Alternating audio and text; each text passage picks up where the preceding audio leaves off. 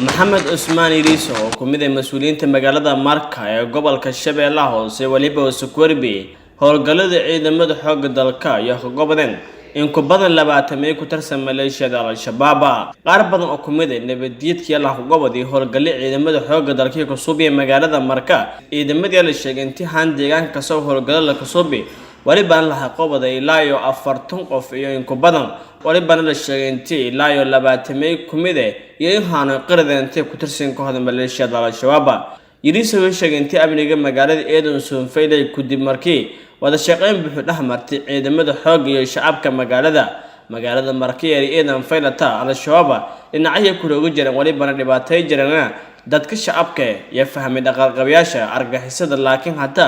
waliba kooxda ciidamada xoogga dalka